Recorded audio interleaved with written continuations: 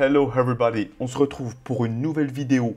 On va évoquer toujours sous Maya quelque chose de nouveau. On est avec les fluides, on va montrer comment pouvoir recréer un petit peu l'effet qu'on avait vu dans les Avengers avec le portail de Thanos dans ce film. On va essayer de le mettre en place sous Maya d'une manière simple, rapide et efficace comme à notre habitude. Maintenant, on a l'habitude, on sait que sur Madinfo 3D, on a des effets qu'on peut appliquer, mettre en place très rapidement, facilement et toujours fast and furious. Vous connaissez maintenant.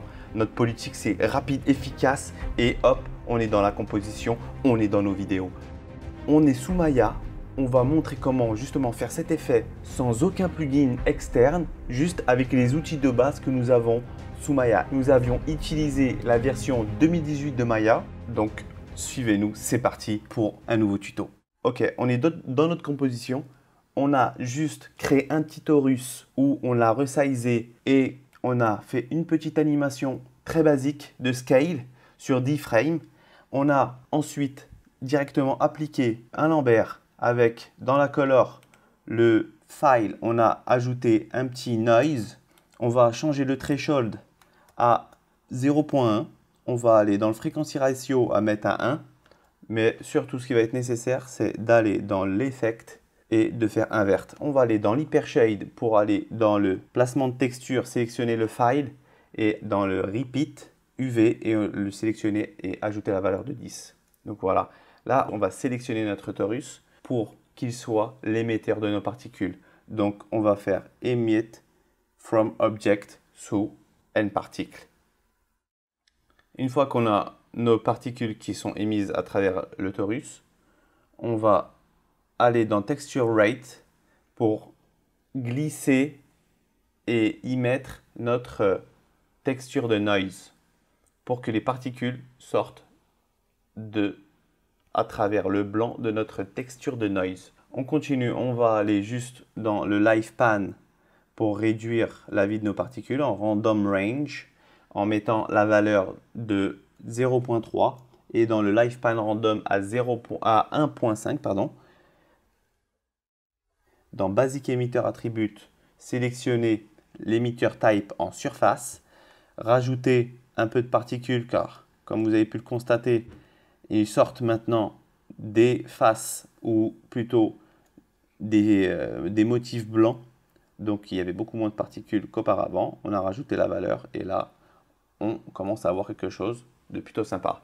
On va aller dans Field Solver, ajouter un volume axis qu'on va modifier et scaler pour que ça arrive au niveau de notre torus pour créer un petit tube justement qui va permettre d'envoyer les particules vers l'arrière. On va modifier les valeurs de magnitude à 11. On va aller dans Volume Speed Attribute où on va changer Away from Axis à 0. Along Axis, on va le mettre à -5 et Around Axis à 0.1. On a nos particules qui se dirigent vers l'arrière, c'est ce qu'on cherchait.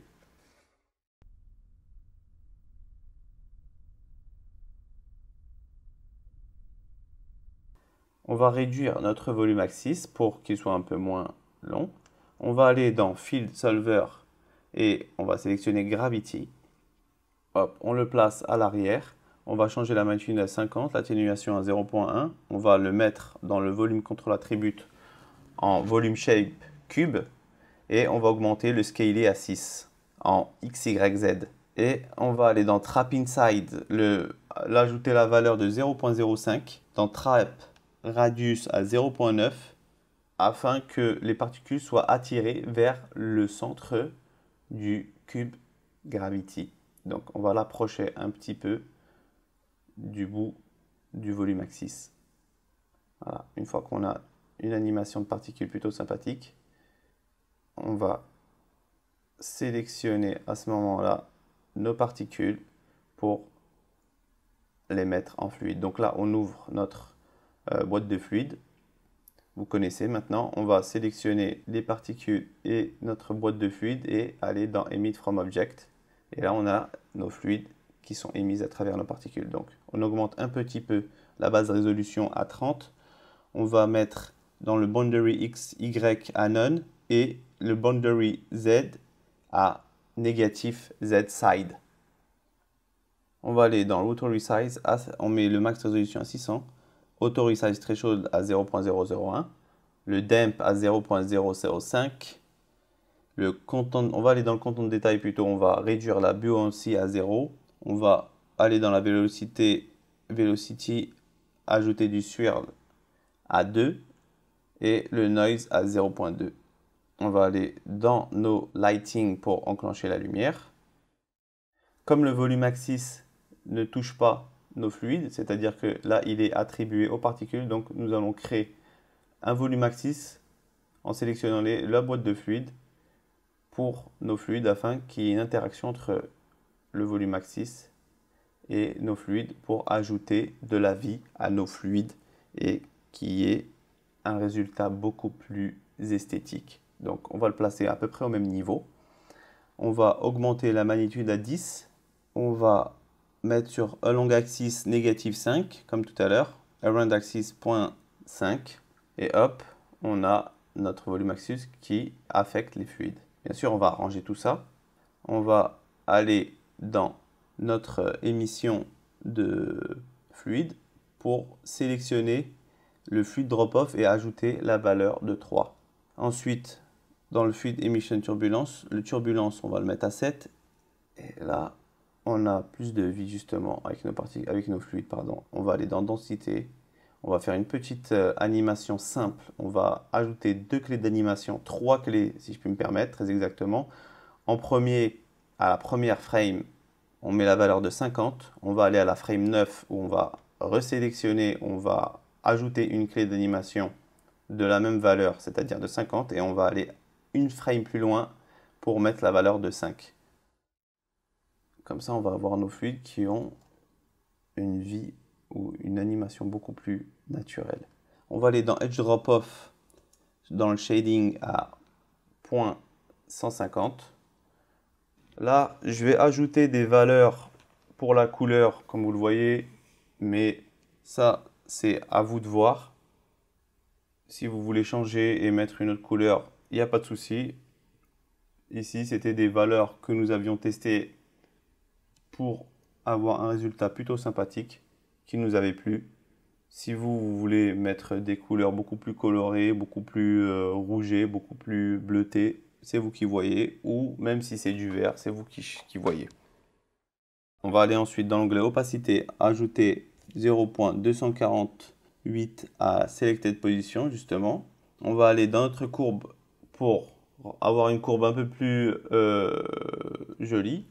On n'oublie pas dans l'input biaise à mettre à 0.1 et on n'a plus beaucoup de fluide comme vous voyez lorsqu'on lance, mais ne vous inquiétez pas, lorsqu'on lance en simulation on n'a plus beaucoup de fluide, mais on va y remédier en allant augmenter dans le Basic Emitter Attribute la valeur à 500 et là hop on a nos fluides qui réapparaissent et bien sûr la résolution ici est assez basse donc c'est normal qu'on n'a pas un résultat plutôt correct. En augmentant à 70 on va tout de suite avoir quelque chose de beaucoup plus intéressant. Donc on fait un petit rendu avec Arnold. On a mis en fond une petite point light pour voir un petit peu ce que ça donne. Ça déjà c'est plutôt sympathique. Maintenant ce qu'on va vous montrer c'est comment on a fait ces petits effets d'électricité. Vous allez voir c'est très facile. On a utilisé la même technique que pour les particules. On reprend le torus avec la même animation de la frame 1 à 10. On va le sélectionner, on garde bien sûr le même shader appliqué et on le sélectionne et on émet aussi à travers ce torus les particules qu'on appelle light elect. Donc on choisit surface bien sûr. On va créer ici un petit polygone, un petit cylindre qu'on va réduire de taille, mais c'était le même principe que pour l'électricité, c'est-à-dire qu'on a modélisé un petit éclair et on l'a associé ensuite aux particules. Vous allez voir, c'est ce que nous allons montrer tout de suite. Donc, on va réduire le scale. Hop, on le réduit, on agrandit un petit peu. Et on va utiliser le système Mesh. Donc, on a créé, en sélectionnant le cylindre, on a créé un nouveau système Mesh. Maintenant, on va sélectionner notre nParticle et le système Mesh. Et on va aller dans Utilities, Connect nParticle to Mesh. Et voilà, vous avez les particules qui maintenant apparaissent sous la forme du cylindre. On va apporter quelques ajustements pour avoir ces particules qui vont vers l'arrière. Donc on va aller dans le LivePan, on va mettre un random range en 0.2 LivePan et LivePan random à 0.1. On va augmenter un petit peu le speed dans Basic Emission Speed. On va augmenter aussi dans Basic Emitter le rate à 400. On va ajouter un petit volume axis qui va permettre d'envoyer les particules vers l'arrière.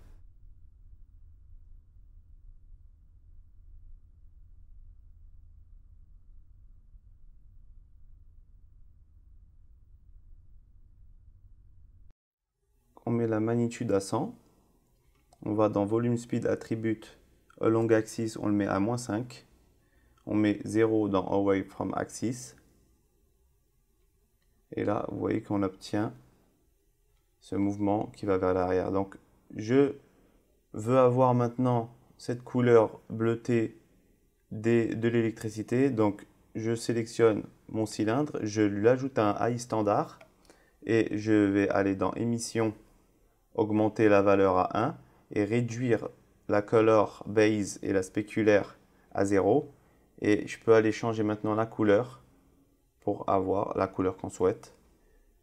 Et on obtient justement le résultat de la même couleur. On va aller dans le système Mesh pour ajouter deux petits nodes qui vont être importants justement pour l'animation de l'électricité. On va commencer avec le time. On va aller dans Animation End pour mettre la valeur de 5. Le Random Seed à 100. On va utiliser la valeur de 2 pour le Time Scale. On n'oublie pas de cocher Use Velocity. On va rajouter un petit node de Random. Et dans la valeur de rotation, on va ajouter une nouvelle expression. Vous allez voir, c'est très simple. Vous avez tout de suite compris, j'imagine, c'est pour justement que le cylindre bouge un petit peu dans tous les sens, de la même manière que l'électricité, justement, qui apparaît dans tous les sens. Donc, on va créer une nouvelle expression. On copie ce qui est écrit dans Select Object and Attribute. On colle dans la fenêtre d'expression. On écrit égal time multiplié par 500. Et on fait Edit. On va faire la même chose pour rotation sur Y. Create New Expression. On copie de la même manière. On colle égal time multiplié par 80. Et là, vous allez voir, on a notre animation. Voilà.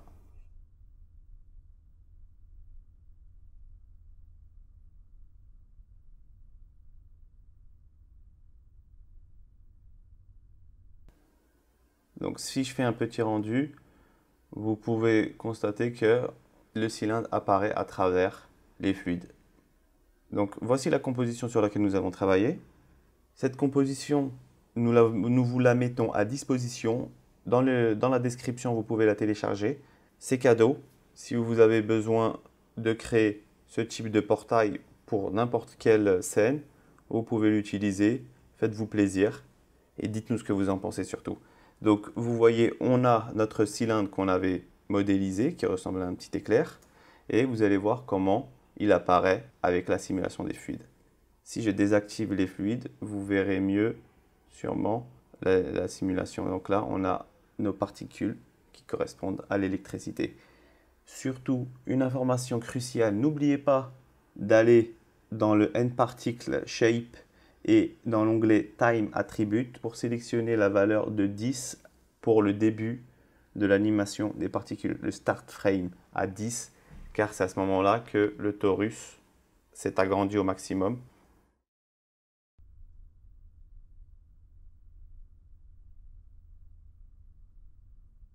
On va passer rapidement sous Nuke pour vous montrer en quelques secondes. Ici, on avait fait un petit rendu et on a exporté sous Nuke la composition. Donc vous voyez, on a quelque chose de plutôt sympa. On a séparé la passe d'électricité et la passe de fluide pour justement pouvoir donner plus de luminosité. On a simplement ajouté du glow, comme vous allez le voir, à la passe d'émission, justement. Et on a ajouté simplement du glow qui a permis de donner cette couleur avec les notes grade et color correct pour avoir vraiment ce bleu qu'on a cherché qui correspond à la lumière qu'on avait mis à l'intérieur des fluides. Donc j'espère que vous aurez apprécié ce petit tuto. N'hésitez pas à lâcher un pouce bleu, n'hésitez pas à nous faire un petit commentaire pour nous donner de la force, car c'est très important afin qu'on puisse continuer à travailler sur de nouvelles vidéos. Prenez soin de vous, on se retrouve très vite pour un nouveau tuto.